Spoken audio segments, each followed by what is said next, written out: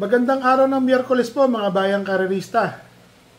Magbibigay na po tayo ng tip at impormasyon para sa araw na to, November 6, 2024. Tara!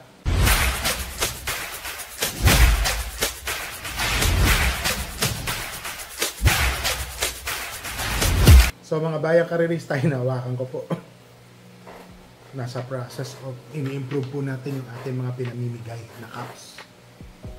Meron pa po akong binabigyan. Si Boss Hans. So wait lang po Boss Hans, inaayos lang po natin. So meron pong hinandang pakarera ang Metro Manila Turf Club na 7 karera sa araw ng Miyerkules. Bukas po yan. Yan po. Pasensya na po Nabubuhay po ang allergy ko pag ganito medyo pagkamalamig. Ang start time po ng karera ay sa ganap na alas 5 ng hapon.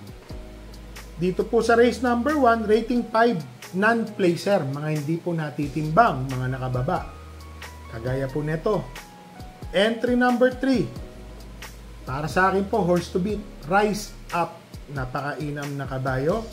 Tingin ko po, lamang na lamang po si Rise Up. Nakababa po ito dahil yung takbo po nito na kwarto. Dikit po siya sa tersero. Na kwarto po Sama ko lang po yung kabayo ko. Nilagyan ko lang po siya ng tuldo. Rain, rain, go away. Malay po natin magkaroon ng milagro. Kasi unti-unti, nababalitaan ko, may sinetsend sa akin na video, gumaganda na po yung kinikilos ni Rain, Rain, Go Away. Sa tingin ko po, may tsamba. Tsamba lang hindi ko sinasabing walang panalo. Meron pong tsamba. So siya po ang aking second choice. So, dito po sa race number 1, horse to beat po, entry number 3, Rise Up. Second choice, or kung ano man yung gusto nyo sabihin, tsamba, labas. Rain, rain, go away. Second choice ko po yan. Dito na tayo sa race number 2, rating 11 to 15. 8 runners po, 1,200 meters. First choice po, entry number 4, Polite Bell. Ganda ng numero, nasa gitna. Makikinabang sa mga naghahabulan. Siya po tingin ko talagang makikinabang dito, wala pong iba. So, Polite Bell po, first choice. Second choice po, kabayo po ng inyong lingkod, Great Connection. Napakainam po ng pinanalo nung huling takbo. Kung mauulit po niya yung 1.14 or kung magmimilagro, mag-improve, gawin natin 1.13 medya o 1.14 ulit, ang takbuhin niya, tingin ko po may panalo. Yun nga lang ho, talagang ang dami yung matulid. Kagaya po ni Tokyo Rumba, Axis Deviation at yung Advance Party. Lutsahan po sila sa unahan. Pero Tanya Nabarosa, inensayo po niya, nakausap ko naman po siya. Araw ngayon po is Martes, nakausap ko po siya, kamusta yung kabayo? Okay naman boss, wala akong problema. Pag sinabihan ka ng ganon, nakaka-relieve bilang isang horse owner. At tingin ko po, may panalo po si Great Connection. Third choice po, entry number 3, Metal Strength. Etong si Metal Strength, kagaya po nung sinabi ko, baka isa rin po ito sa makinabang sa mga naghahabulan sa unahan. Si Metal Strength po manonood ng 4th pwestong malapit o 5th pwestong malapit. Isang job lang ang gagawin niyan. Yun nga po, kaya nga sinasabi ko, maraming matulin dito po sa race number 2. So, dito po sa race number 2, first choice po, entry number 4, Polite Bell. Second choice, entry number 1, Great Connection. Third choice, entry number 3, Metal Strength. Dito na tayo sa race number 3, 8 runners po. 1,200 meter race, 6 to 10 ang ratings niya. First choice, entry number 6, Early Bird. Itong si Early Bird, rating 7 na po ito. Po Jenson po ang papatong. Tingin ko po, malaki po ang panalo. Napagmamasdan ko po si Early Bird, mga bayang karerista, meron na po si kabayo. Second choice ko po dito, entry number 7, Primero Soldado.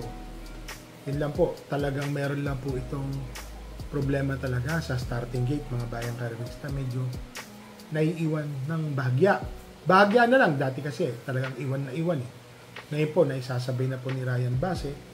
Lumalapit na po ito ng 4th, 5th pwesto. May tumaas po ang ratings nito. Galing po ito ng rating 10. Pero sa tingin ko ngayon, baka maganda po ipakita niya itong kabayo na to. Second choice. Third choice ko po dito, entry number 4, Space Jam. Parang nabababaan na po ako sa ratings sa kinakalaban po niya. Para sa akin po, Space Jam po is Space Jam. Alam naman natin kung sino po ang kinakalaban ni Space Jam at kung saan ratings po ito galing. 16 to 21, natitimbang yan. Ngayon, nakababa ng 7. Tingin ko po, malaki po ang panalo. Naglagay po ako ng fourth choice. Entry number 2, Lucky Fortune. Si Lucky Fortune po, matuling kabayo. Baka wala pong humabol sa bilis ni Lucky Fortune dito sa karera na to. Tanyab na Barosa po ang papatong. Baka tapusin po niya ang karera, mga bayang karerista. So dito po sa race number 3, first choice po, entry number 6, Early Bird. Second choice, entry number 7, Primero Soldado. Third choice, entry number 4, Space Jam. Naglagay po ako ng fourth choice, entry number 2, Lucky Fortune. Dito na tayo sa race number 4, 8 runners po, 1,200 meters, rating 11 to 15. First choice po, matuling kabayo, pa pwede pong sumunod. Entry number 5, Don Pedro. Para sa akin po, medyo lamang po ito si Don Pedro kasi marunong po itong sumunod. So pagka naghahabolan sila sa una, nakapermis lang po yan, tsak na lang po yan. Para sa akin po, first choice po, Don Pedro. Second choice po dito, entry number 1, Piece of Cake. Si Piece of Cake din po, kung sakali nung magbaliktad po ang senaryo, baka si Piece of Cake ang nanonood po ng tersero or malapit na kwarto. Para sa akin po, malaki po ang panalo nito, Piece of Cake. Third choice ko po, entry number 3, High Honors. Mark Alvarez po ang papatong. Alam naman natin kung sino po kinakalaban ni High Honors. Hindi po ako nakapuntos ng unahan dyan, yung kabayo ko pong si Doña Chichay. So sa tingin ko po, iba po ngayon ang itatakbo ni High Honors. Huwag lang po malulutya sa unahan to. Kaya po na itong tumapos. Makakuha lang po ito ng isang kwartos na buo o 2 kwartos na buong buo. Kaya po niyang tapusin ang karera. So dito po sa race number 4, first choice entry number 5, Don Pedro. Second choice entry number 1, Piece of Cake. Third choice entry number 3, High Honors. Dito na tayo sa race number 5, 8 runners po, 1,200 meter race, rating 6 to 10 split. First choice, napakababa sa laban, entry number 6, Bishop Blue. Etong si Bishop Blue, mga bayang karerista, si Onyok Garcia po ang papatong. Kung mapapansin nyo, lahat ng pinatungan nitong bata na to, nakabayo, umiinam, umuunat. So para sa akin po, baka ngayon na po manalo to si Bishop Blue. Second choice po dito, entry number 5, Awesome Call. Ito si Awesome Call, mga bayang karerista, ha? Basta pag nagre-review po kayo, ha? May takbo po itong nate-tersero, nasi-segundo, dihadong-dihado. Inaabot lang po ito sa meta. Sa ngayon po, wala po akong nakikitang matulin na pwedeng humabol agad sa pacing nito. May panalo po ito, second choice ko po siya. Third choice ko po yung kabayo ko po naggaling sa panalo. Entry number 8, Shining Angel. Shining Angel, Lester Desos din pa rin ang papatong. Para sa akin po, kung mag-i-improve po ito sa mga 1.5 segundo, 1 segundo, kasi hindi na nananakita ng pa, kaya takbo siya ulit. Tingin ko po, malaki po ang panalo na itong kabayo. Sana ma-rate ng maganda ni Lester, kahit na may kabilisan po yung ere ng kalaban, aagapay ko agad ito. Kaya lang napansin ko si Shining Angel sa starting gate medyo naiiwan. Kung makakasabay lang ito ng kampante, mapapalaban po sila dito. So dito sa race number 5, first choice po, entry number 6, Bishop Blue. Second choice, entry number 5, Awesome Call. Third choice, entry number 8, Shining Angel. Dito na tayo sa race number 6, rating 6 to 10, 1,200 meter race, 8 runners. First choice po, entry number 5, Payday Lady. Payday Lady po, malakas po ang binaryeran nito nung nakaraan, nag-barrier po ito, ha. Parang si Viva de Oro ata yun or something, imported. Parang kung di po ako magkakamali, is tersero po siya. O baka siya pa yung segundo. Kakapanood ko lang ako, pinanonood natin yung mga takbo, then nagtanong tayo sa trainer ko kanina, katatapos lang. So Payday Lady daw po, medyo nakakalamang. Kung meron daw pong tatalo, entry number 8, Laguna de Bay. Itong si Laguna de Bay, A.R. Ramos po ang papatong. Ang jockey niya, parati po itong in the money. Kung mapapansin nyo, segundo, tersero, malalakas po ang laban. Baka mamaya makalimutan po nila na mayroong isang Laguna de Bay na nangangampanya sa labas. Bigla hong manalo. Kung sakaling mapapahirapan po si Payday Lady ni Top of the Mark, Smart Julian, yun lang po kasi nakita kong matulin tsaka si Happy Julian, kung mapapahirapan po yan, Laguna de Bay po, malaki po ang panalo.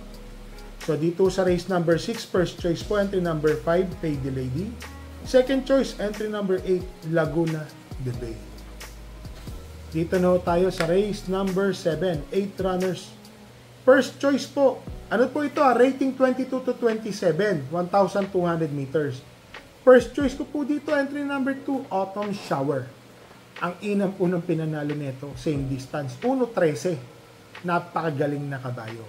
Para sa akin po, alam nyo na, malaki po ang panalo, Autumn Shower. Second choice po, entry number 4, Bell Tuna. Yung huling takbo po nito, kala ko mananalo, kumuha na ito na segundo o tercero pwestong malapit Gumaganon-ganon na siya. Pero magaling po talaga yung nanalo doon. Parang si Inderemating Kabayo, parati po sinasa full combat order. Alam ko yun po ang tumalo sa kanila. Talagang magaling na kabayo po yun. Second choice ko po yan, Bell Tuna. Third choice po, entry number 3, Grand Laughter. Malay nyo po, mapabayaan po si Grand Laughter sa unahan dito. Wala pong magmadali, tapusin na po ang karera. So dito po sa race number 7, first choice, entry number 2, Autumn Shower. Second choice, entry number 4, Bell Tuna. Third choice, entry number 3, Grand Laughter. Kung magdadagdag po tayo, sasuggest ko lang po. Yung pong 5, 6, 7, 8, tingin ko po malalaki po ang panalo. So mga bayang karerista, i-recap lang po natin yung tip natin bago po tayo mag-shoutout. May kabayo po tayo. Rain Rain Go Away, race number 2. Tingin ko, Chamba. Great Connection, race number 2. Entry number 1. Tingin ko po, may panalo. Sana, umulit po yung tempo niya na 1.14. Mag-umento. Maging 1.13 medya, 1.14 pa rin. Mas maganda po yun. Pangatlong takbo po natin. Race number 5, entry number 8, Shining Angel. Sana makachamba po. Tingin ko may panalo, mag-uumento po yan. So mga bayang karerista, sa shoutout lang po muna tayo kay Mr. Arvin Nepales, Nora Escalano and family, shoutout po sa inyo. Oliver Rivera, shoutout po. Dondon Estacio, shoutout po. Ariel Mararak, Jose de la Fuente, Virgilio Cruz from Canada. So shoutout po sa inyo. So mga bayang karerista, tatandaan nyo po, maraming karera po na naghihintay. May mga kabayo po tayo masisitakbo ngayon sa Biyernes. So ito po mga bayang karerista, re-remind ko lang po kayo ulit. Kagaya na sinasabi ko po parate, bet small, win big, bet big, lose big. Saka dala po tayo ng payong at tubig na mainom. Medyo may pagkamainit po, biglang umuulan. Yun po talagang senaryo. Saka parang may paparating po na bagyo. Ingat din po tayo, mga bayang karerista, mga classmate po. So, happy racing and stay safe po sa inyo lahat.